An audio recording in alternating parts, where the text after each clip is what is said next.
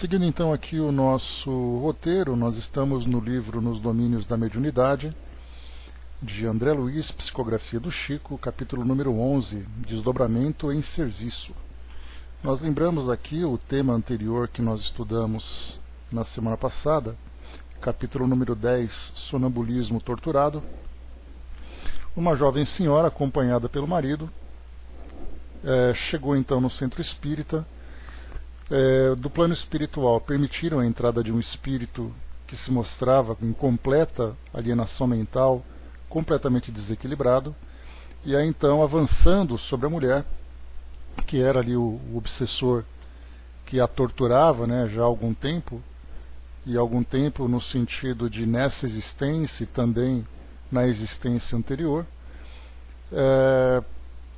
ela falava então, o espírito falava através dela com muita dificuldade devido a uma lesão que o obsessor tinha na garganta devido ao envenenamento que ele sofreu. E aí então, através dela, imantando-a com os seus fluidos, ela então demonstrava os mesmos sintomas, então tinha uma grande dificuldade de falar. E após a aplicação de passes por parte do irmão Raul, que era o dirigente do trabalho, ele então começou a articular algumas palavras com grande dificuldade, e a primeira coisa que ele colocou, que ela falou, foi então, filha desnaturada, criminosa, criminosa. E aí então ele buscava vingança. E a história que a gente vai então desenvolver aqui com esse... Bom dia, Flávio. A situação que a gente vai desenvolver aqui nesse quadro é que no passado, essa jovem, sendo filha adotiva,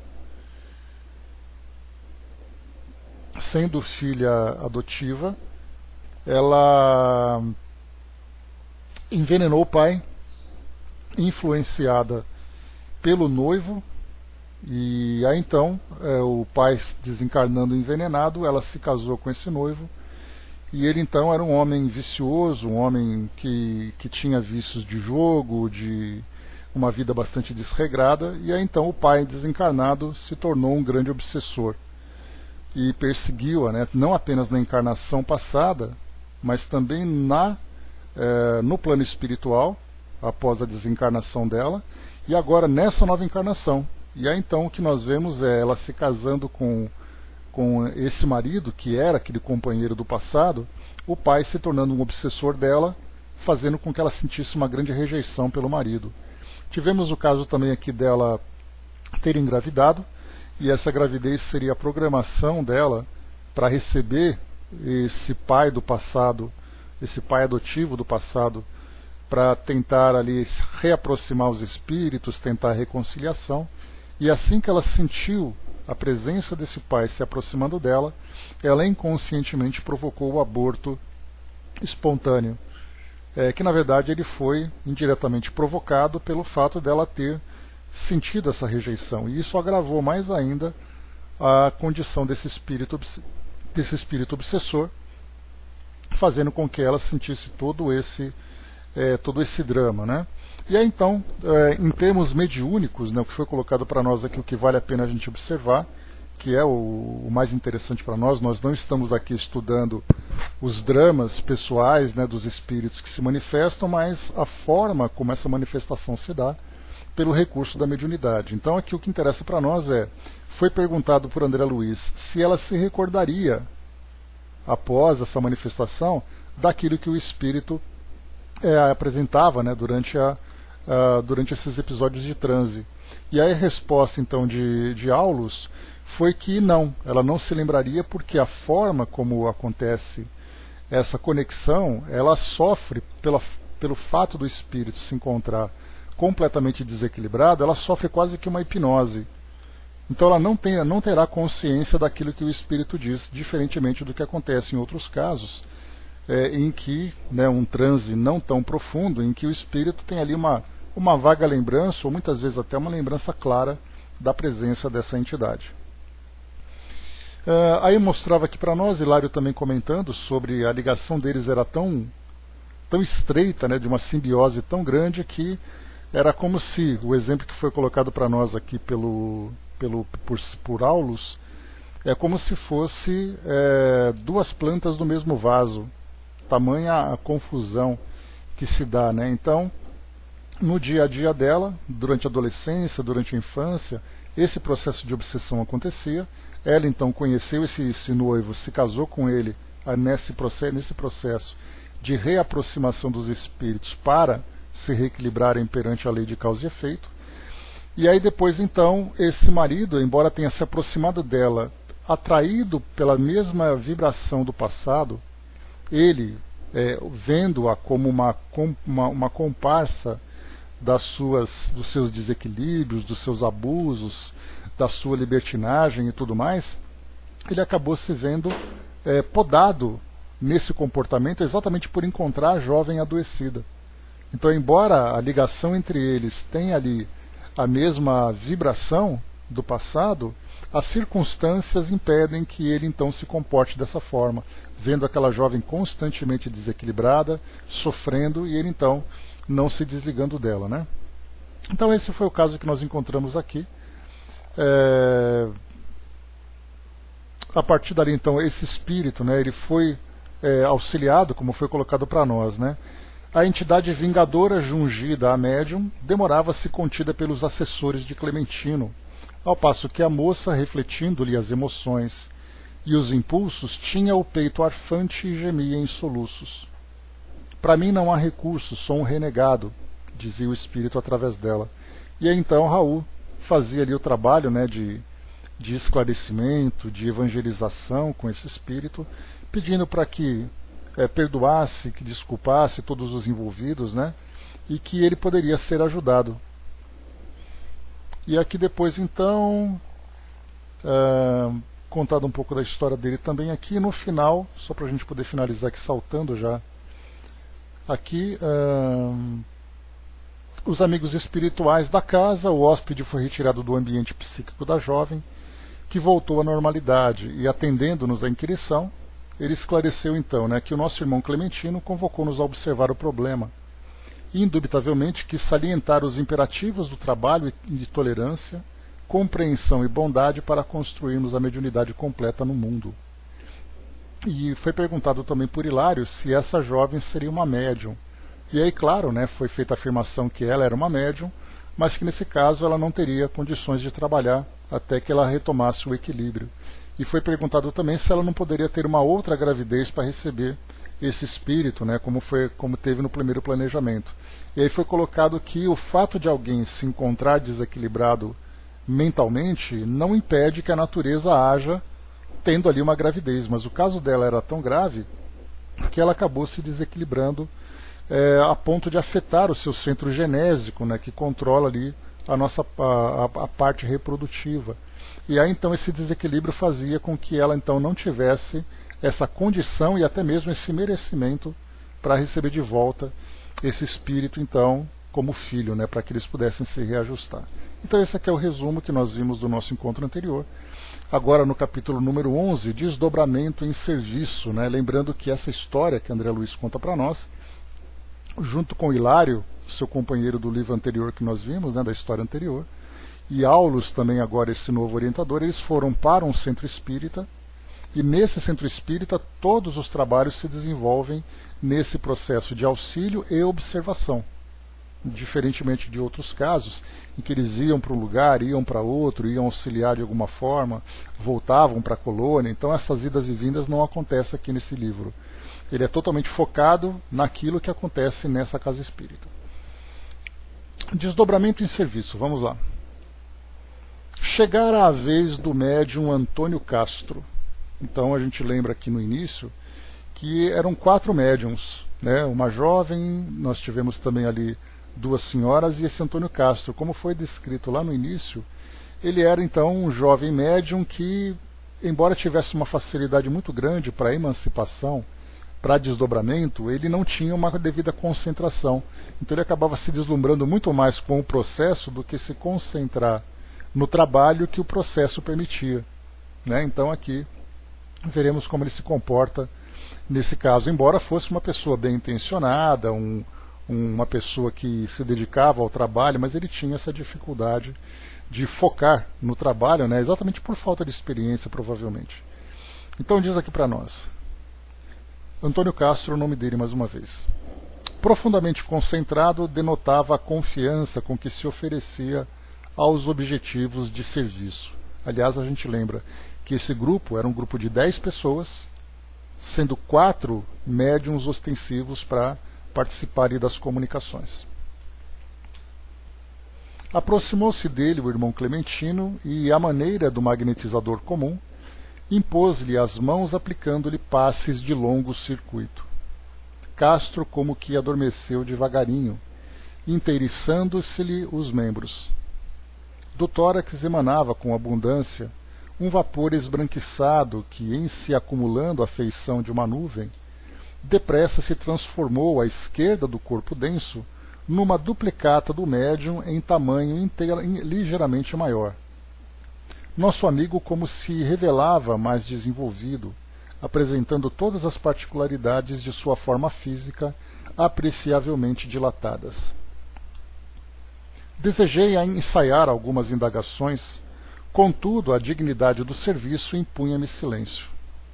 O diretor espiritual da casa submetia o medianeiro à delicada intervenção magnética que não seria lícito perturbar ou interromper. O médium, assim desligado do veículo carnal, afastou-se 2 passos, deixando ver o cordão vaporoso que o prendia ao campo somático.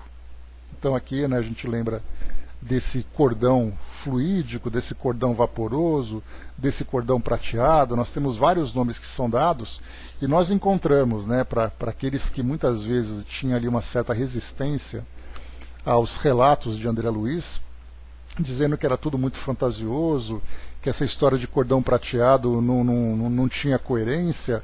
Nós vimos lá na Revista Espírita Kardec fazendo uma menção de um médium vidente que exatamente abordava essa questão de um cordão. Ele usava ali um fio de conexão entre o perispírito e o corpo quando havia então essa emancipação. Então, por falta, né, de qualquer dúvida que nós tenhamos nesse sentido, nós temos agora uma fundamentação doutrinária para confirmar aquilo que André Luiz já apresentava para nós. Tic-tac, bom dia. Então, deixando ver o cordão vaporoso que o prendia ao campo somático. Enquanto o equipamento fisiológico descansava imóvel, Castro, tateante e assombrado, surgia junto de nós, numa cópia estranha de si mesmo, porquanto, além de maior em sua configuração exterior, apresentava-se azulada à direita e alaranjada à esquerda.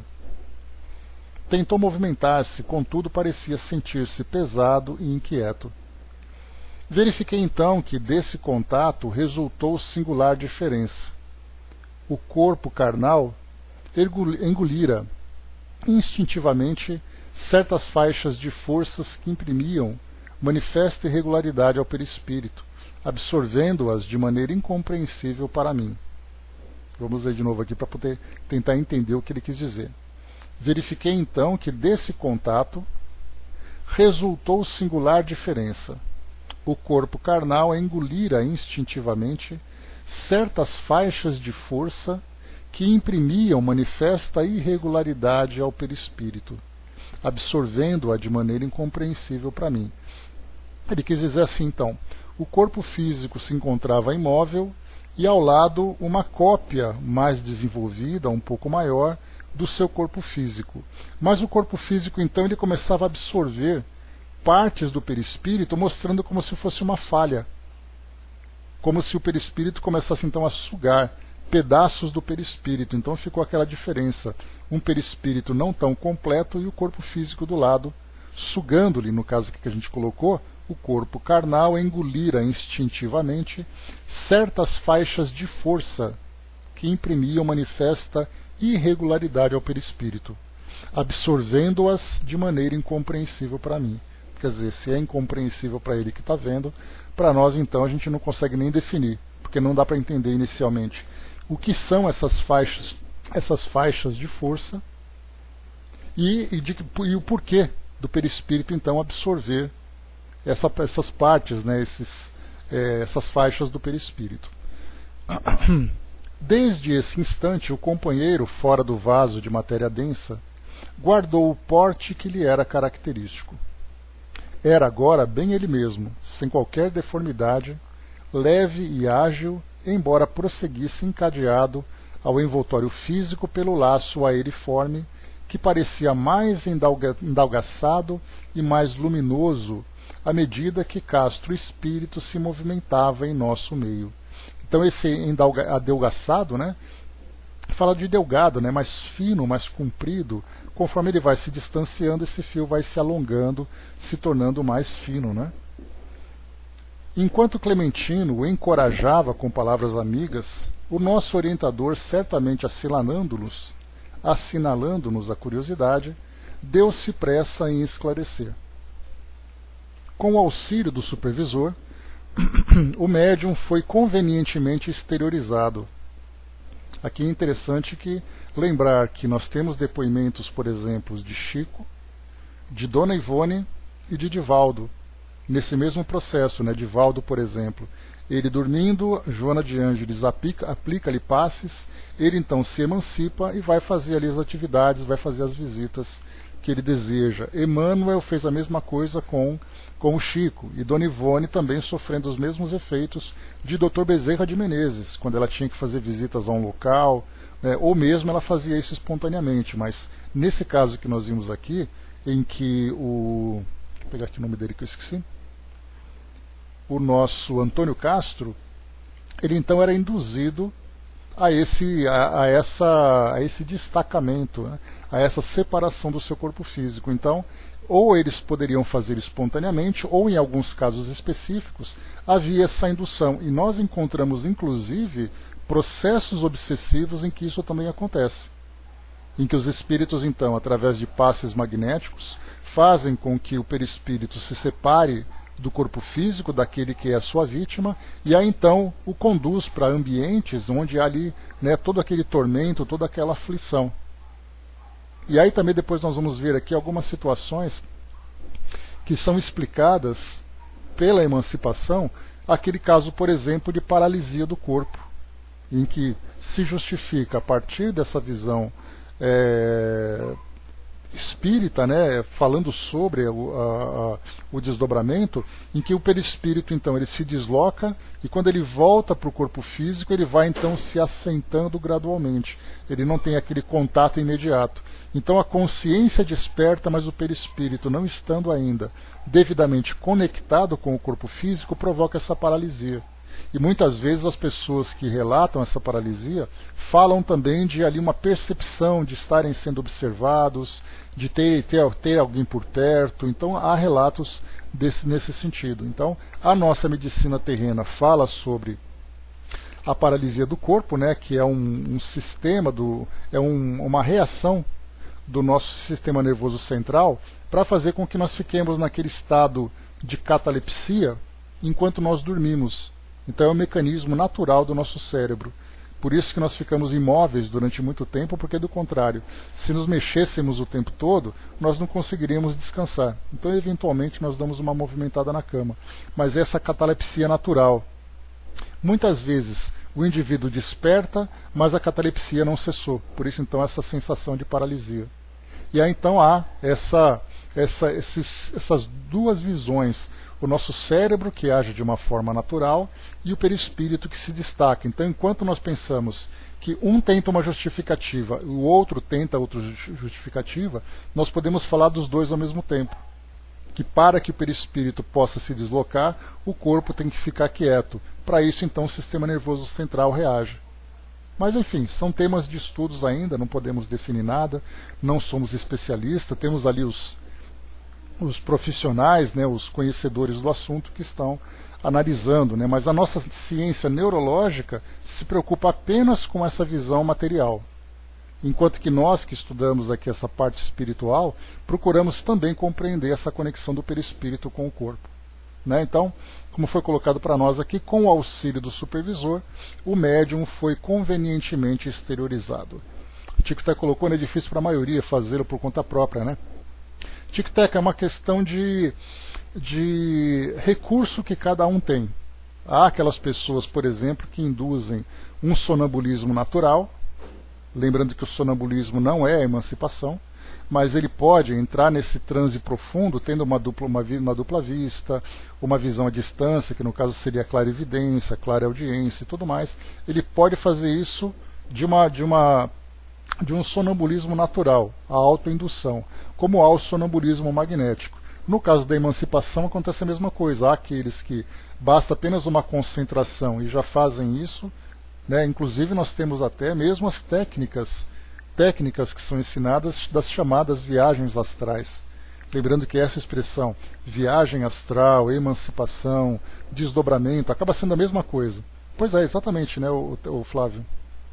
Então é uma técnica que conforme você vai praticando, você vai tendo uma certa habilidade. Agora, a gente sabe que essa habilidade vai se desenvolvendo desde que o indivíduo tenha predisposição para isso. Então não é simplesmente dizer assim, olha, qualquer pessoa pode fazer isso. Porque da mesma forma que o médium, para que ele possa ter ali contato com o mundo espiritual, ele precisa ter a mediunidade ostensiva, não é um indivíduo qualquer que não tem essa mediunidade que vá, através de treino, conseguir alguma coisa. Kardec, inclusive, fala sobre isso no Livro dos Médiuns, quando ele diz assim, a pessoa que deseja esse contato com o mundo espiritual precisa treinar. Se depois de um tempo ela treinando, e o treinamento é sentar-se à mesa, fazer ali a sua concentração, fazer ali a sua prece, que é uma recomendação de segurança para a prática mediúnica, coloca ali um papel na frente, fica segurando o lápis e espere então a comunicação chegar. Se depois de um tempo não chegou nada, significa que ele não vai conseguir fazer esse contato. Então ele precisa ter essa predisposição a isso, né? Exatamente, a emancipação ela é, na verdade, uma faculdade anímica. E ela pode se tornar medianímica a partir do momento em que esse desdobramento o coloca em contato com os espíritos. Então ele se torna médium pelo fato de ele estar em contato, mas é uma faculdade anímica nesse sentido. André colocou qual a diferença de quando estamos em sono profundo. Não poderíamos dizer que é a mesma coisa? Sim, esse sono profundo, né, André, é uma expressão simples que nós utilizamos, mas a gente vê que o nosso cérebro, né, dentro dos estudos da neurociência, vai colocando assim níveis profundos, né? Então a gente tem ali você se encontra no sono REM, né, do movimento rápido dos olhos. Então o nosso cérebro vibra numa faixa diferenciada, e isso foi detectado através de exames de eletroencefalograma, percebendo que quando a pessoa se encontra desperta, ele tem ali determinadas ondas que são registradas no seu cérebro. Quando ele se encontra num sono profundo, tem outras ondas que são registradas. Então, assim, é um mecanismo muito, muito profundo, porque quando a gente fala em sono profundo, a gente procura falar mais de estar mais consciente ou menos consciente. Estar ali com uma consciência profunda ou uma consciência superficial. Mas, na verdade, nós temos um mecanismo neurológico que é, por exemplo, esse estado de indução cataléptica para que o nosso corpo fique paralisado enquanto nós dormimos, assim como também a gente expande esse conhecimento falando sobre as questões espirituais, em que o perispírito também se movimenta, o perispírito se desloca, enfim, tem muita coisa ainda para ser descoberta, né? Porque pelo fato da nossa ciência apenas ver o lado material, ela vai encher o indivíduo de fios para poder fazer registros do cérebro sem considerar o elemento espiritual. Da nossa parte, nós entendemos o elemento espiritual, mas não temos recursos para fazer estudos para isso, já que nós não temos equipamentos, por exemplo, que vá analisar ali se o perispírito está conectado, se não está conectado, se o espírito está consciente no desdobramento, se ele não está, enfim. Temos ali várias coisas para poder analisar e o tempo apenas vai dizer tudo isso para nós. Bom dia, Arnaldo. Sim, né? Inclusive os estudos que a própria doutrina espírita traz para nós, né, sobre os desdobramentos, as chamadas viagens astrais e tudo mais, é exatamente por que o indivíduo está fazendo isso. Porque é dito, né, se o Brás estivesse aqui, certamente ele defenderia essa posição. Qualquer pessoa pode fazer. Pois é, qualquer pessoa pode fazer. Assim como qualquer pessoa pode sair durante a noite aí nas baladas. Agora, o que vai acontecer durante essas saídas é outra história. Porque dependendo do tipo de valores, né, das influências espirituais, das tendências que o indivíduo tem, nesse desdobramento ele pode cair numa perturbação gravíssima. Então, assim, é muita coisa que precisa ser avaliada cuidadosamente, e essa orientação de fazer um desdobramento, de fazer esses passeios pelo plano espiritual, é preciso que o indivíduo tenha consciência que quando ele sai para o plano espiritual, ele não vai estar sozinho. Ele vai encontrar gente ali também, seja encarnada, seja desencarnada. E como vai ser esse contato, aí então já vai ser uma outra história. E isso, infelizmente, a gente acaba não vendo, né? Você pega ali um site, vai no YouTube e coloca técnicas de viagens astrais. Aí vai aparecer uma pessoa trazendo ali um monte de instruções de como você faz. Você se deita, você concentra, você faz ali, entra num estado de transe e você consegue tudo mais. Mas não se fala, por exemplo, nas questões, né, nas complicações morais e espirituais desse processo. O Angelino colocou neste sábado um seminário com Clóvis Nunes, né, ele falou que passou anos estudando para o desenvolvimento da mediunidade, né, passou o tempo e assim comprovou que ele não é médium. Né? Pois é, o Clóvis Nunes, para quem não lembra, ele é um daqueles grandes estudiosos, ele é um grande estudioso aqui no Brasil das técnicas de transcomunicação instrumental. Né? Então ele fala bastante sobre isso, inclusive ele mesmo, só de curiosidade para vocês, quando nós tivemos no Fantástico, na década de 1990, se eu não me engano, teve uma reportagem lá na Itália, não me lembro se era no Vaticano exatamente, ou numa cidade italiana, estudando o Museu das Almas do Purgatório. É uma pequena capela que tem lá, que traz dentro dela, no seu acervo, várias peças que, teoricamente, né, comprovam a existência dos espíritos. É no Vaticano, né, Angelina? Então, tem ali uma marca de mão, por exemplo, queimada numa cortina, tem ali uma marca de mão queimada numa madeira. Então, são várias peças que mostram, e aí, segundo a Igreja Católica, essas manifestações são almas do purgatório que vêm pedir preces. E aí, então, era tudo proibido, e ele foi até o Vaticano, com a Ilse Scamparini, que é correspondente da Globo lá na Itália, e aí então eles conseguiram ali, né, filmar algumas coisas, conseguiram trazer ali algumas imagens. Quem quiser, isso aí deve estar disponível no YouTube. Coloca aí então Museu das Almas do Purgatório, Clóvis Nunes, anotem aí para vocês pesquisarem depois, que é bem interessante. E aí depois ele faz uma palestra de mais ou menos umas 2 horas, em que ele conta todos os bastidores, né, tudo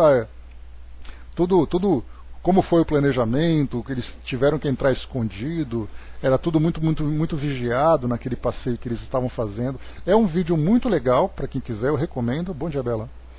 Eu recomendo, né, para quem quiser. Então, primeiro assista a reportagem do Fantástico, coloca lá Fantástico Museu das Almas do Purgatório. Depois coloca Clóvis Tavares, Museu das Almas do Purgatório. Aí vocês vão ver a reportagem e depois vão ver os bastidores, a palestra que ele faz, que é muito interessante, porque mostra ali fenômenos de efeitos físicos comprovados dentro da própria igreja. Então isso é muito legal. Né? Bom dia, Estrela.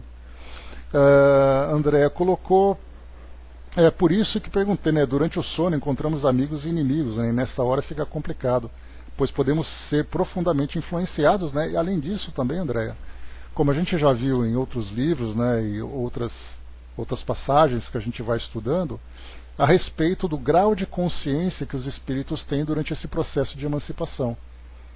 Então nós estamos estudando, por exemplo, né, lá no livro Céu Azul, ou então aqui nos próprios livros de André Luiz também, que nós já vimos, aquelas palestras, aquelas reuniões que são feitas no plano espiritual, e nessas reuniões muitos espíritos encarnados em desdobramento vão também até lá. E aí é relatado que muitos desses espíritos têm graus variados de consciência. Uns vão ali completamente inconscientes do que estão fazendo lá. E aí, inclusive, quando nós estudamos lá no Céu Azul, de sexta-feira, quando falava sobre o planejamento de trabalhos com médiums jovens, né, que numa determinada instituição aqui do Brasil, no Paraná propriamente dita, né, especificamente, falava que muitos dos jovens que foram convidados para participar daquela reunião, alguns estavam conscientes do que poderia ser feito, outros levariam algumas impressões, outros ficavam completamente inconscientes, que seria, nesse caso, uma tentativa improdutiva de ter o auxílio desses espíritos. Nós vimos também a mesma coisa, o relato no livro Transição Planetária, falando sobre aquelas famílias que eram convocadas e convidadas para receberem espíritos de outros planos para ajudar na evolução do nosso país. Então foi relatado que esses casais iam acompanhados por esses amigos, mas muitos deles sendo carregados praticamente sem qualquer clareza de pensamento, mas que eles guardariam de alguma forma alguma impressão, alguma ideia de que alguma coisa poderia acontecer nesse sentido. Então ainda tem essa história, você tem a emancipação e sofre a influência do sono, né, ou da condição mais materializada ou mais espiritualizada de cada indivíduo. Também tem isso, né? Ele é outro, conseguiu provar a fraude do médium Fernando, ele foi mostrado no Fantástico há algumas semanas, o Clóvis, né? Então tem aí também, né, uma outra situação com o Clóvis também, né? Vale a pena conhecer um pouquinho do trabalho dele. Ele foi inclusive um daqueles que confrontou com o Padre Quevedo. O Padre Quevedo tinha lá no Fantástico aquele quadro, né, que desmascarava essas coisas de mediunidade, e aí então os dois estavam conversando sobre esse episódio do Padre Quevedo com o Clóvis, Tico e Teco, foi uma briga boa. Inclusive o Clóvis, né, diz assim que foi por causa desse encontro com ele, falando sobre transcomunicação instrumental, que o quadro do Fantástico acabou. Segundo ele fala, né, mas aí isso já são fofocas de bastidores, não nos interessa. Mas vamos lá então, pessoal. Mais uma vez aqui então, vamos seguir aqui para a gente ver o desdobramento do nosso Antônio Castro. Com o auxílio do supervisor, o médium foi convenientemente exteriorizado. A princípio, seu perispírito ou corpo astral, entre aspas, estava revestido com os eflúvios vitais que asseguram o equilíbrio entre a alma e o corpo de carne, conhecidos aqueles em seu conjunto como sendo o duplo etérico, entre aspas também. Nós vemos aqui muitas expressões que não necessariamente são utilizadas nas obras de Kardec. Então, mais uma vez, como eu já comentei com vocês, os espíritos instrutores dizem: as palavras, né, os problemas de palavras são vocês que têm que resolver. Que palavras que vocês querem usar exatamente? Porque cada um usa uma palavra, né? É igual falar, por exemplo, sobre corpo espiritual, segundo Paulo de Tarso, corpo astral, aqui trazendo agora por André Luiz, perispírito trazido por Kardec, e tudo dando o mesmo sentido. Que é a mesma coisa que eu comentei agora há pouco. Eu não tenho emancipação, eu faço viagem astral. É a mesma coisa. Então cada doutrina, cada escola vai usando uma expressão própria, né, cunhada na sua cultura, no desenvolvimento das suas ideias, né? Então nós temos que fazer ali uma afinidade, né? Igual a gente fala de karma, por exemplo, né? Que é uma palavra em sânscrito criada lá no Oriente e que para nós usamos causa e efeito, né? Isso é positivo, né, Tico Teco? Mostra que nós somos criativos, né? Então, assim, cada lugar tem uma expressão diferente, a gente precisa ter assim uma percepção muito sensível para perceber exatamente a mesma ideia. Mas vamos lá. Kardec, inclusive, revela para nós, lá na introdução do Livro dos Espíritos, logo no primeiro item, falando sobre a alma. O que nós entendemos por alma? E aí ele vai colocando várias situações aqui no nosso dia a dia, o que é alma exatamente. Aí depois ele define, olha, então para o Espiritismo, o espírito são aqueles desencarnados e a alma nós podemos entender que é o espírito encarnado, apenas por uma questão de convenção. Mas a gente tem que tomar cuidado para falar a coisa certa com precisão, para não trazer nenhum tipo de confusão, né? Todos são médiuns também, né? Mas nesse caso, né, alguns rudimentos também. Essa questão da mediunidade também é um detalhe que precisa ser analisado. Vamos lá então. Até eles têm essa briga, né? Pois é. Então, a princípio, seu perispírito, corpo astral, estava revestido com os eflúvios vitais que asseguram o equilíbrio entre a alma e o corpo de carne, conhecidos aqueles em seu conjunto como sendo o duplo etérico, formado por emanações neuropsíquicas que pertencem ao campo fisiológico e que, por isso mesmo, não conseguem maior afastamento da organização terrestre, destinando-se à desintegração tanto quanto ocorre a um instrumento carnal por ocasião da morte renovadora. Então, mais uma vez, esse duplo etérico, então, esses eflúvios vitais que impregnam o perispírito acabam fazendo com que o perispírito fique conectado ao ambiente onde nós vivemos, não permitindo esse afastamento da organização terrestre. Quando, por exemplo, o espírito muda de um planeta para outro, indo para um ambiente mais evoluído, esse eflúvio vital ele vai então se desintegrando, porque aí o perispírito vai absorver os fluidos daquele ambiente. Da mesma forma como foi colocado aqui, né, por Aulus, né, como acontece com o corpo físico na ocasião da morte. Para melhor ajustar-se ao nosso ambiente, Castro devolveu essas energias ao corpo inerme, garantindo assim o calor indispensável à colmeia celular e desembaraçando-se tanto quanto possível para entrar no serviço que o aguarda. Ou seja, aqueles fluidos que impregnavam seu perispírito voltaram a ser absorvidos pelo corpo físico para que ele pudesse ficar com um corpo perispiritual mais sutilizado, para estar em contato com os outros espíritos. Porque do contrário, é como se o perispírito dele ficasse muito denso e, portanto, vibrando numa faixa muito mais ligada à matéria do que ao plano espiritual. E aí então ele libera esse fluido, que acaba sendo reabsorvido pelo corpo físico, porque lhe pertence, e aí então, com o perispírito mais sutilizado, ele consegue entrar plenamente em contato com o plano espiritual. Disse Hilário com expressão admirativa, aqui vemos desse modo a exteriorização da sensibilidade. Sim, se algum pesquisador humano ferisse o espaço em que se situa a organização perispirítica do nosso amigo, registraria ele de imediato a dor do golpe que se desfechasse, queixando-se disso através da língua física, porque, não obstante liberto do vaso somático, consegue em comunhão com ele, por intermédio do laço fluídico de ligação. Então, quer dizer, se provocassem uma lesão no perispírito, ele está dizendo para nós que o corpo físico sentiria. Então ali fisicamente ele reagiria a essa sensação de dor, ainda que estivesse nessa condição de transe, pela conexão fluídica entre esse cordão que liga o perispírito ao corpo físico. Então, embora ele esteja emancipado, ele sente os efeitos no corpo físico. E acontece a mesma coisa, como nós já estudamos, e vice-versa. Se por acaso você tem o corpo físico machucado, o perispírito acaba sentindo também. É o que acontece, por exemplo, nos casos de desencarnação, em que o perispírito continua ligado ao corpo físico. Todo aquele processo de decomposição do corpo vai refletindo sobre o perispírito. Como lembra, né, Dona Ivone, ela traz uma repercussão no perispírito, como acontece, por exemplo, no caso dos suicidas. O perispírito intimamente e profundamente conectado com o corpo físico, porém um corpo físico destruído. E aí então toda a repercussão recai sobre o perispírito, desequilibrando então o espírito, o princípio inteligente nesse caso.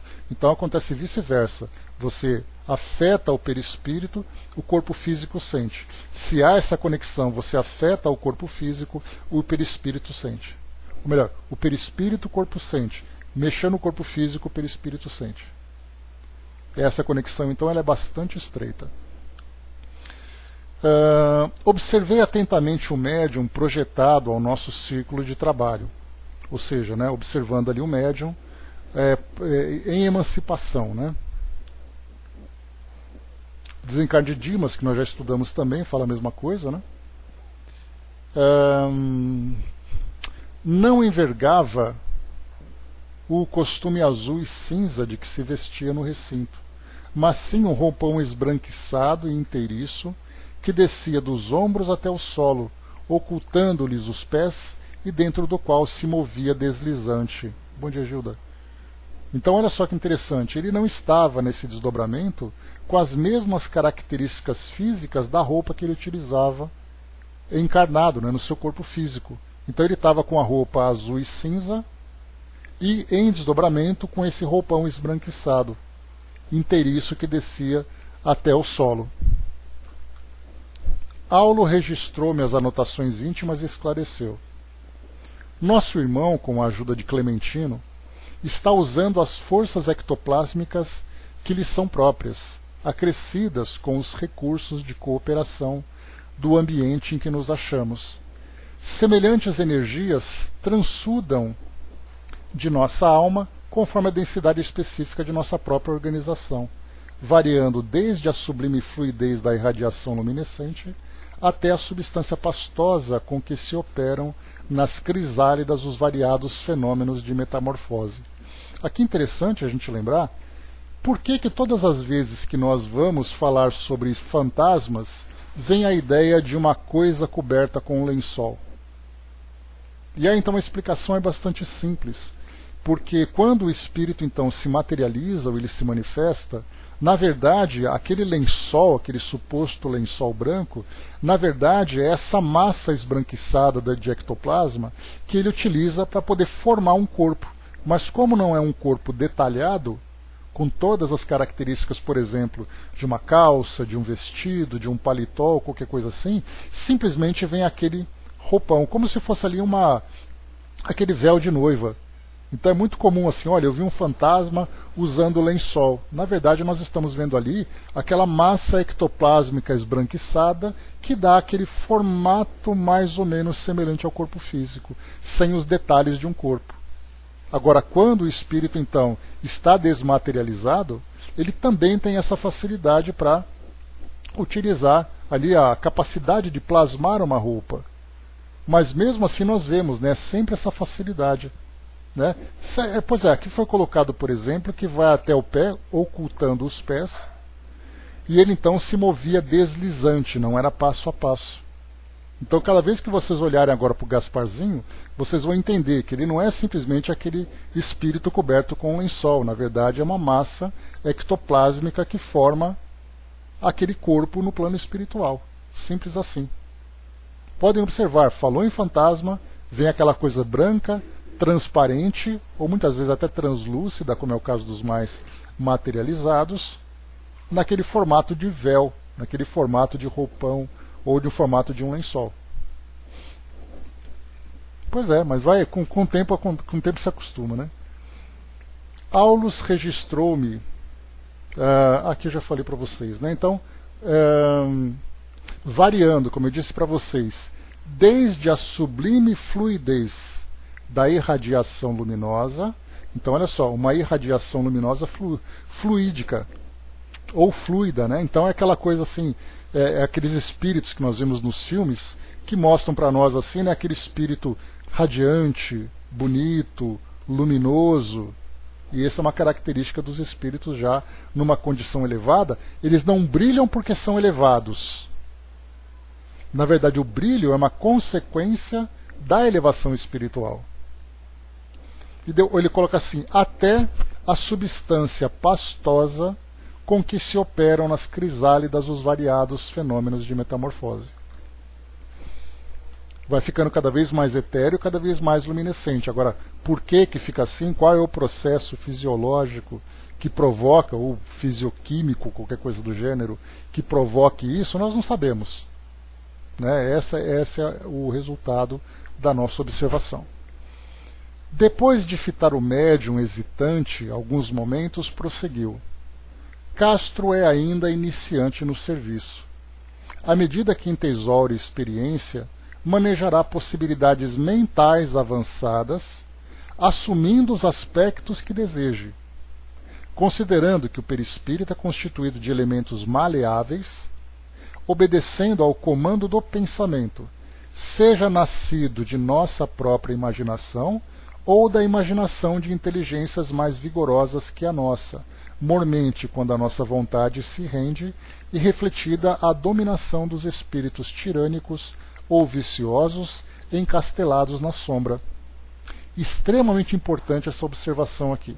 Primeiro, o espírito então apresenta aquela substância pastosa com formato de lençol porque ele não tem capacidades mentais suficientes para moldar o corpo físico do modo que lhe convém. Então ele não faz aquilo que ele quer. Ele faz aquilo que ele pode. Como ele pode pouco, é o que vai acontecer.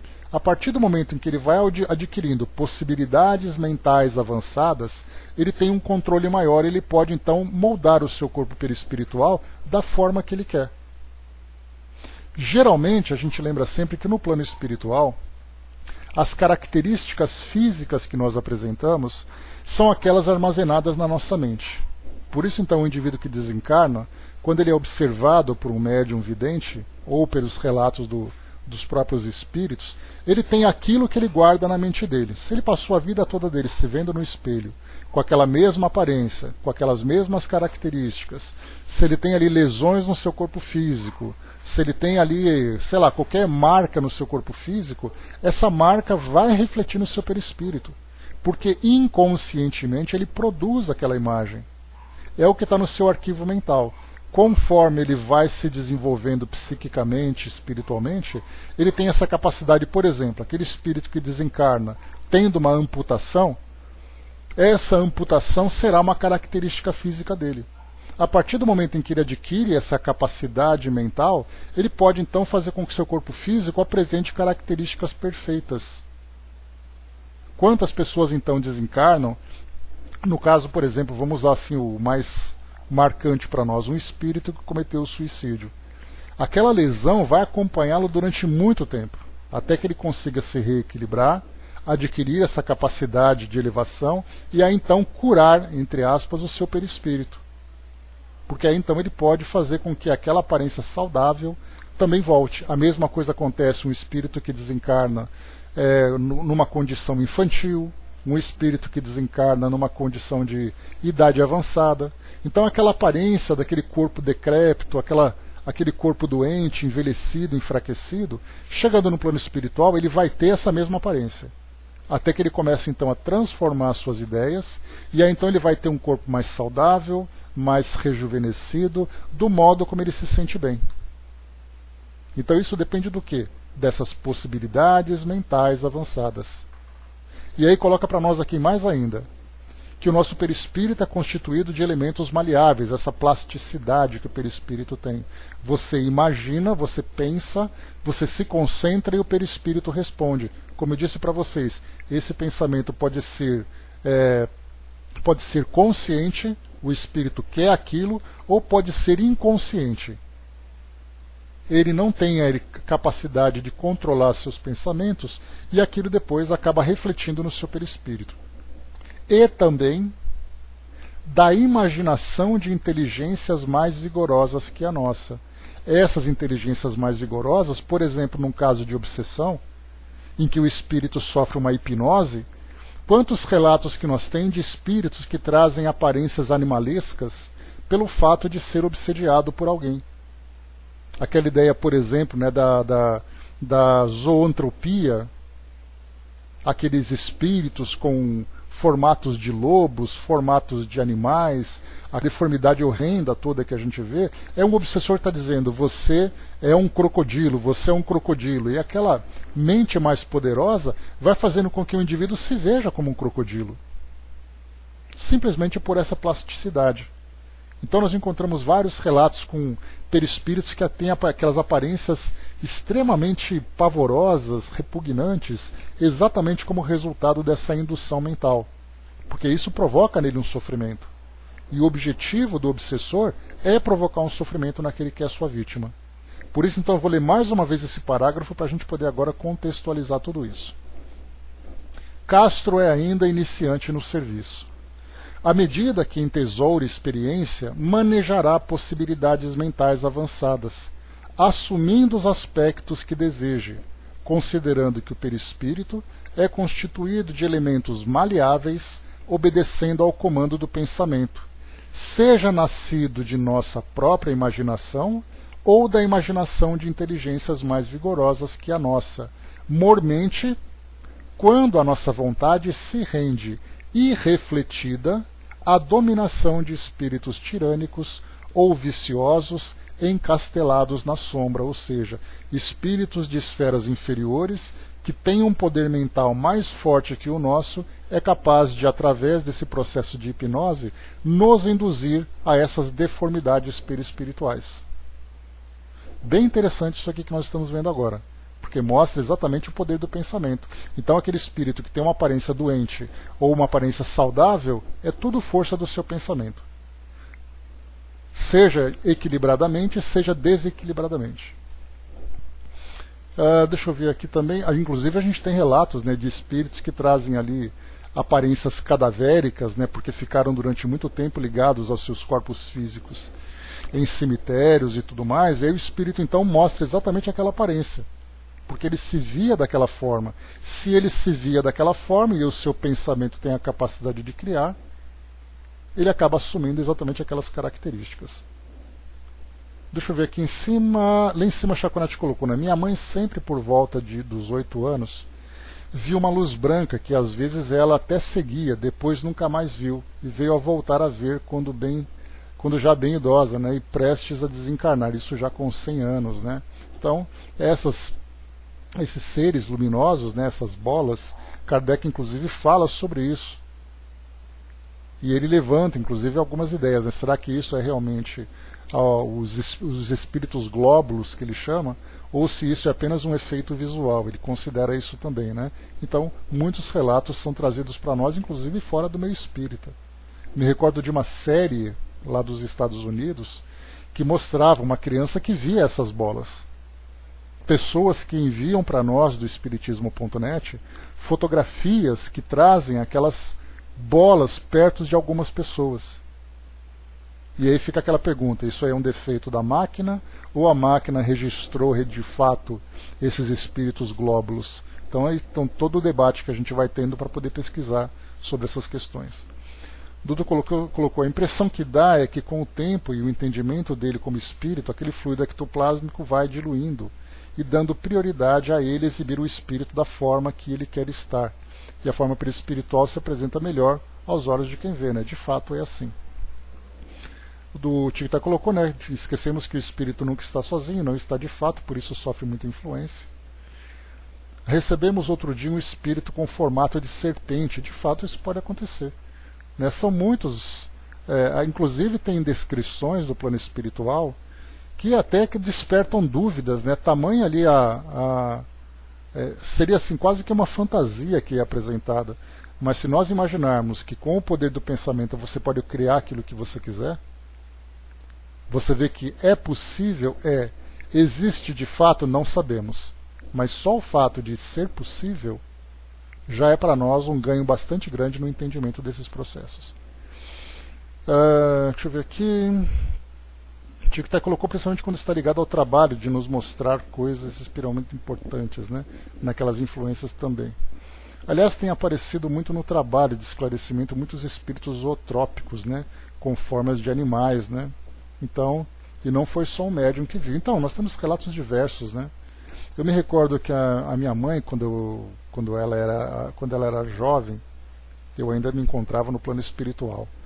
Eu me lembro que ela contou que participou de um ritual certa vez, não me lembro se era da Umbanda, e fizeram um trabalho não sei aonde, no meio de uma mata, e disseram para ela, não olhe para trás quando a gente for embora. E ela então, bastante curiosa, ela olhou para trás quando o carro estava saindo. E aí então ela viu seres animalescos voando em cima daquele trabalho como se fossem aqueles animais vorazes devorando alguma coisa. Né? Então, até hoje ela conta, ela fala assim, aquilo que eu vi até hoje eu guardo e é difícil de acreditar. Então, quer dizer, relatos nós temos ali tudo quanto é lugar. Inclusive, né, a história de lobisomens, por exemplo, dizem, né, que isso é uma lenda criada a partir de médiums que viam espíritos nesse formato, né, de não de zoantropia, mas de licantropia, que é o processo, né? Lembrando que lican, né, vem de lobos, né? Então é o formato de lobos. Então, sei lá, né? Então, o mundo espiritual tem muita coisa, né? Assim como duendes e dragões, etc, etc. Mas é importante a gente lembrar que todos são espíritos e cada espírito, então, com a força do pensamento, principalmente um pensamento desequilibrado, pode chegar nessas condições. Inclusive, quando nós falamos sobre os ovoides, né? Aqueles espíritos que vão se condensando, né? Vão se fechando de tal forma que tem aqueles formatos ovoides que nós estudamos na obra de André Luiz. Também isso é uma questão de condicionamento do pensamento, que o espírito pode se sugestionar por um processo de depressão profunda, um processo de introspecção, né, que acaba sendo desequilibrante para ele, ele vai se fechando de tal forma que ele vira ali um formato de ovo de novo. Que é aquela forma fetal, no fim das contas, né? A gente vê que naturalmente aquela posição fetal, ela é um processo natural, e o espírito, quando ele está se recolhendo, se fechando em si mesmo, por causa de uma questão psíquica, é natural que ele vá se recolhendo de novo até chegar nesse formato. Então encontramos isso também. Depois é um processo difícil de fazer com que ele se liberte também. Exatamente, é o formato de feto, né? Creio que é o que toma a forma nos casos de depressão profunda. E quando nós falamos de depressão profunda, não é os casos de depressão que nós vemos aqui no mundo físico. São aqueles casos que só no plano espiritual são possíveis de ser observados. Vamos em frente. Então falava de Castro, da sua capacidade mental. Nosso amigo então, se pudesse, comentou Hilário curioso. Mas cortando-lhe a frase, o assistente completou-a ajuntando: se pudesse pensar com firmeza fora do campo físico, se já tivesse conquistado uma boa posição de autogoverno, com facilidade imprimiria sobre as formas plásticas de que se reveste a imagem que preferisse, aparecendo ao nosso olhar como melhor lhe aprovesse, porque é possível estampar em nós mesmos o desenho que nos agrade. É curioso, né? Teve um filme que eu assisti, eu não me recordo que filme que era, mas era um filme comédia que falava de fantasmas, essas coisas, e mostrava um espírito que tinha uma grande cicatriz no pescoço, porque ele tinha sido decapitado. Né? Então, mostrava ele assim bem cômico, de repente a cabeça caía, aquela coisa toda. Kardec comentou que daqueles espíritos que eram decapitados na França naquela época, lembrando que após a Revolução Francesa, a guilhotina era ali a mais conhecida forma de execução. E muitos espíritos, inclusive, a gente lembra que Kardec evocou um espírito logo após a decapitação. E aí, espiritualmente, pela vidência, ele era percebido por aqueles médiuns ainda com aquela cicatriz no pescoço. Porque ele se via dessa forma. O poder da mente no plano espiritual é algo absurdo. No nosso caso, nós temos, por exemplo, estando encarnados, nós vamos então aqui concentrando o nosso pensamento em determinadas ideias, naquelas que são chamadas de monoideias, numa ideia única, que elas vão então se materializando, vão se somatizando, afetando o perispírito, afetando o corpo físico, causando doenças. Quantas vezes então cânceres são desenvolvidos a partir de uma concentração num sentimento de autodestruição, num sentimento negativo? Então, nosso corpo físico, na verdade, ele vai refletindo com o tempo o resultado daquilo que se pensa. Mas no plano espiritual, que tem um perispírito que é um corpo muito mais plástico, muito mais maleável, a resposta ela é quase que imediata. E o espírito, então, vai apenas ali com a concentração, moldando o seu corpo físico. E continua. Tá. Sim, ponderei. Importa reconhecer, contudo, que esse desenho, embora vivo, não é comparável ao vestuário em nosso plano. Aulus percebeu que minhas indagações incluíam sempre o imperativo de maior esclarecimento para Hilário, ainda neófito em nosso campo de ação, e talvez por isso procurou fazer-se tão claro e minucioso quanto possível, acrescentando. Né? Então André Luiz, percebendo que Hilário não tinha ainda tanta experiência assim no plano espiritual, aí Aulus então complementa: de modo algum. O pensamento modelará a forma que nos inclinamos a adotar. No entanto, os apetrechos de nossa apresentação na esfera diferente de vida a que fomos trazidos, segundo vocês conhecem, variarão em seus tipos diversos. Lembremo-nos, para exemplificar, de um homem terrestre tatuado. Terá ele escolhido um desenho através do qual a sua forma, por algum tempo, se faz mais facilmente identificável, mas envergará a vestimenta que mais lhe atenda ao bom gosto, conforme as usanças do quadro social a que se ajusta. E sorrindo acentuou: pela concentração mental, qualquer espírito se evidenciará na expressão que deseje. Todavia, empregando nossa imaginação criadora, podemos e devemos mobilizar os recursos ao nosso alcance, aprimorando concepções artísticas no campo de nossas relações uns com os outros. A arte, tanto quanto a ciência entre nós, é muito mais rica que no círculo dos encarnados, e, por ela, a educação se processa mais eficiente no que tange a beleza e a cultura.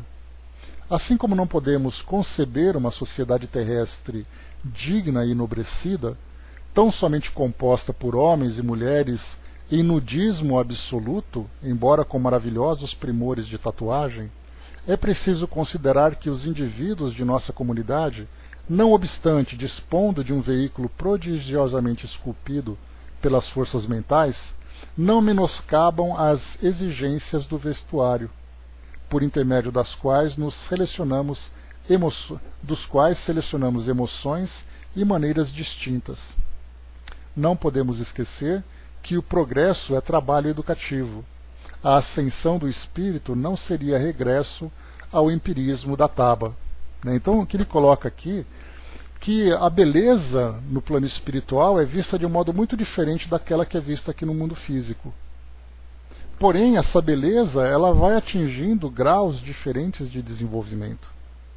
Então, nesse caso, ele é colocado para nós, que os indivíduos, por exemplo, apesar de tatuagens maravilhosas e coisa e tal, essas tatuagens são cobertas pela roupa.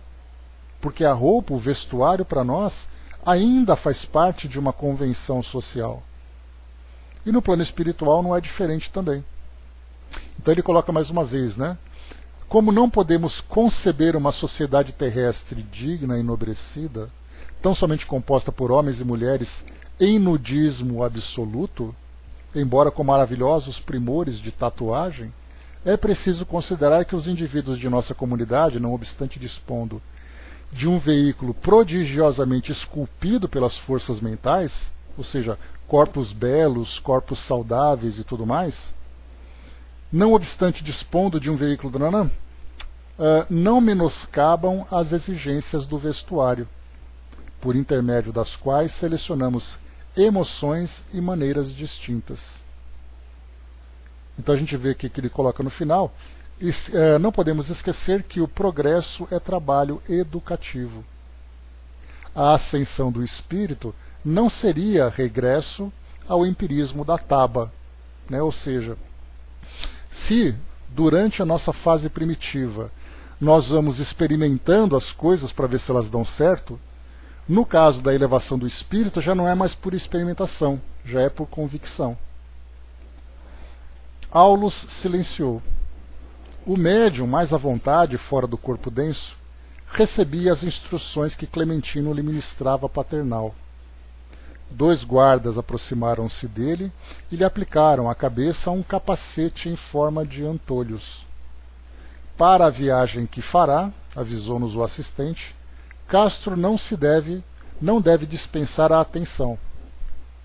Incipiente ainda nesse gênero de tarefa, ou seja, novo ainda, inexperiente, precisa instrumentação adequada para reduzir a própria capacidade de observação, de modo a interferir o menos possível na tarefa a executar. Como eu coloquei para vocês, ele se deslumbra muito fácil com as novidades do plano espiritual. Então, vendo ali pessoas, lugares, formas e tudo mais, então foi colocado nele esse, entre aspas, capacete, ou seja, um instrumento para que ele foque a concentração dele na tarefa que ele precisa realizar, para evitar que haja qualquer tipo de dispersão na sua concentração. Vimos o rapaz plenamente desdobrado alçar-se ao espaço, de mãos dadas com ambos os vigilantes. O trio volitou em sentido oblíquo, sob nossa confiante expectação. Desde esse momento, demonstrando manter segura comunhão com o veículo carnal, ouvimos-lo dizer através da boca física, olha só então, ele está em emancipação, mas ele consegue falar através do corpo físico. Ele diz assim, então: seguimos por um trilho estreito e escuro. Ele está descrevendo a viagem dele. Oh, tenho medo, muito medo. Rodrigo e Sérgio ampararam-me na excursão, mas sinto receio. Tenho a ideia de que nos achamos em pleno nevoeiro. Estampando no rosto sinais de angústia e estranheza, continuava: que noite é essa? A escuridão parece pesar sobre nós. Ai de mim! Vejo formas desconhecidas agitando-se embaixo, sob nossos pés. Quero voltar, quero voltar. Não posso prosseguir. Não suporto, não suporto. Esse relato, que mostra essa aflição dele, é interessante porque vê um médium de desdobramento que está fazendo esse passeio no plano espiritual, acompanhado por esses seguranças, por esses vigilantes, por esses companheiros, na verdade, e ele demonstra esse medo todo. Imagina alguém que se aventura a fazer uma viagem astral sem qualquer tipo de preparo. O que ele pode encontrar, o efeito que isso pode provocar naquele que não tem o devido preparo para isso. E continua. Mas Raul, sob a inspiração do mentor da casa, elevou o padrão vibratório do conjunto numa prece fervorosa em que rogava ao alto forças multiplicadas para o irmão em serviço. Junto de nós, Aulos informou.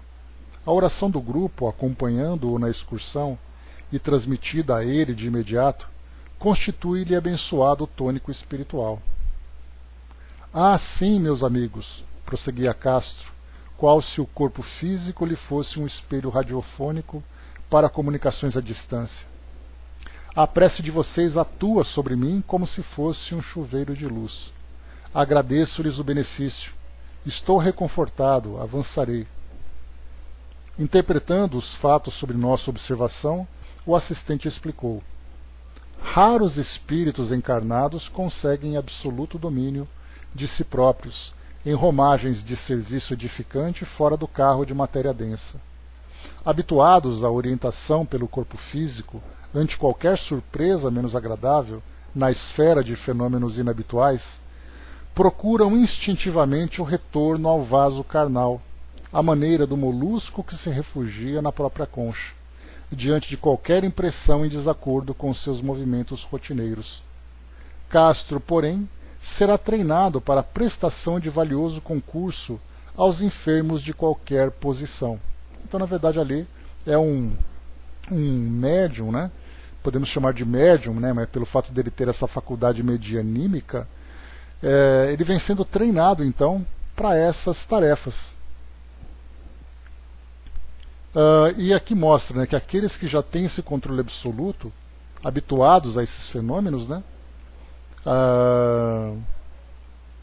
procuram instintivamente, no caso aqui ele coloca, aqueles que não estão habituados rapidamente voltam ao corpo físico, pelo medo que acabam sentindo naquela hora. Muitas vezes acabam fazendo uma comparação àquela sensação de queda que nós temos durante o sono. Quantas vezes nós acordamos em sobressaltos, né, com aquela impressão de que estamos caindo da cama. Por que isso tudo? Porque muitas vezes o perispírito, em emancipação, volta de uma forma muito rápida. E quando ele volta, a impressão realmente é a queda. Então ele coloca aqui para nós, né? São raros aqueles que têm esse controle e tal, e aqueles que não têm, instintivamente voltam ao vaso carnal. A maneira de molusco que se refugia na própria concha, diante de qualquer impressão de desacordo com os movimentos rotineiros. Bem interessante, mas nesse caso aqui, embora ele se sentisse angustiado, ele foi então, recebeu esse fortalecimento pela prece e vem sendo treinado para poder ter esses passeios, né? Então, quando se fala em emancipação, acho que o melhor relato que a gente pode ter é da Dona Ivone no livro Recordações da Mediunidade, que ela conta muitas, mas muitas experiências de emancipação. Sejam aquelas emancipações dirigidas e orientadas, como aquelas orientações meio rebeldes que ela faz. Vocês se lembram da história da freira, né? Era um caso de obsessão, ela foi orientada a não ir àquele local, e ela quis ir assim mesmo, Chegando lá, ela encontrou então um espírito que trazia aquele hábito de freira, mas um espírito com um terrível padrão vibratório, que assim que ela se aproximou do local, aquele espírito veio com tudo para cima dela. Ela fugiu desesperada, acordou assustada e não falou mais do assunto. E aí depois o Dr. Bezerra disse para ela: eu falei para você não ir. Então, infelizmente, né, ou felizmente, não sei, ela acabou não aprofundando a história daquele espírito, mas ela só contou do carreirão que ela levou, chegando naquele local despreparadamente, né, fugindo da orientação que foi passada para ela. Enquanto assinalávamos o apontamento, a voz do médium se elevava no ar, vigorosa e cristalina. Que alívio! Rompemos a barreira de trevas. Pois é.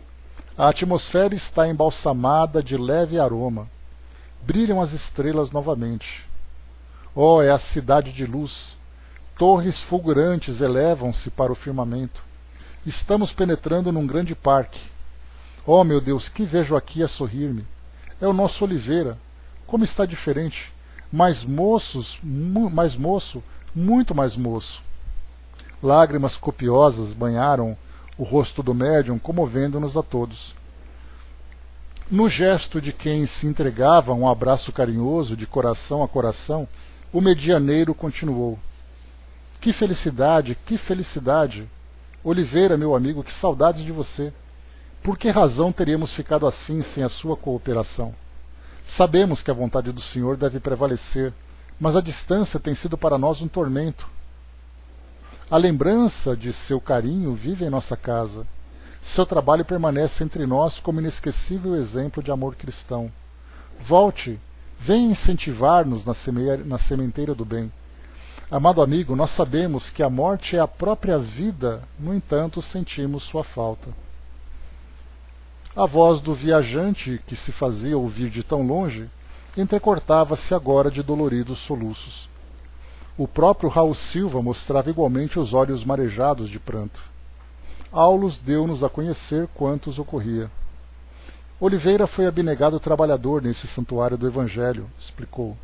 Desencarnou há dias, e Castro, com a aquiescência dos orientadores, foi apresentar-lhe as afetuosas saudações dos companheiros. Demora-se em refazimento, ainda inapto à comunicação mais íntima com os irmãos que ficaram, mas poderá enviar a sua mensagem por intermédio do companheiro que o visita. Abrace-me sim, querido amigo, prosseguia Castro, com inenarrável inflexão de ternura fraterna. Estou pronto. Direi o que você deseja. Fale e repetirei. E recompondo-se na atitude de quem se devia fazer intermediário digno, modificou a expressão fisionômica, falando cadenciadamente para os circunstantes. Meus amigos, que o Senhor lhes pague.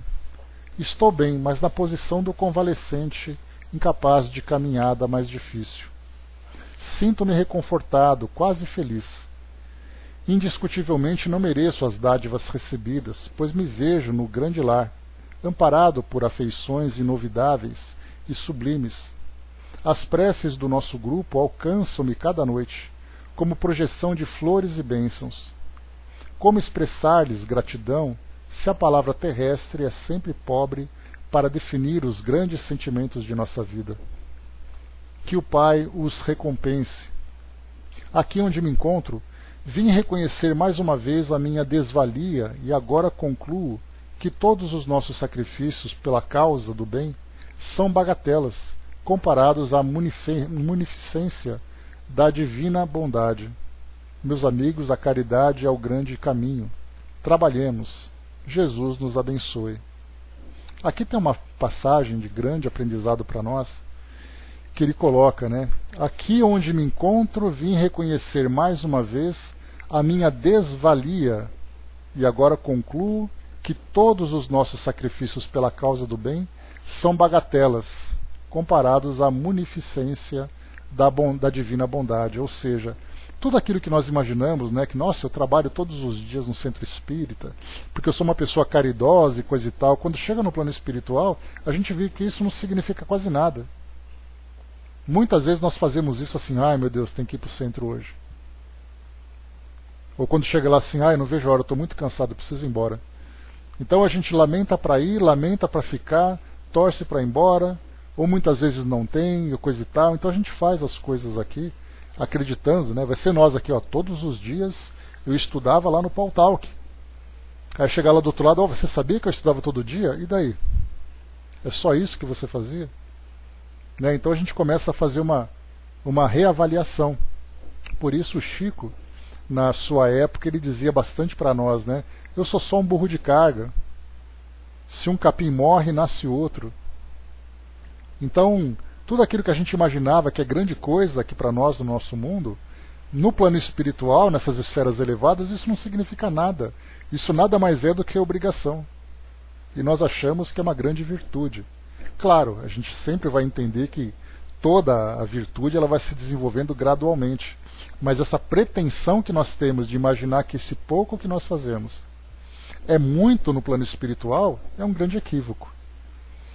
Então assim, a gente tem que reconhecer que daquilo que a gente faz nós poderíamos fazer muito mais, mas a nossa condição ainda não permite, a nossa dificuldade.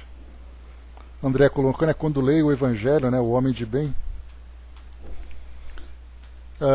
fico em deprê, né? Pois é, mas esse é o reflexo, esse é o espelho para nós, né? Me conscientizo que estou muito, mas muito longe, né? É aquela história, né? Tudo que sei é que nada sei. Então o fato da gente reconhecer a nossa limitação, a nossa pequenez, já é um grande passo. O problema é aquele que acha que é grande mesmo, né? Que chega no plano espiritual e dá aquela carteirada, né? Porque eu fiz durante tanto tempo, porque eu era, porque eu estava. E chega no plano espiritual, ele nada mais é do que um ser vaidoso, né? Dudu colocou, né? O trabalho é laborioso, mas vale a pena, é firme, né? Mas a pena da volta é firme, né? Sem dúvida.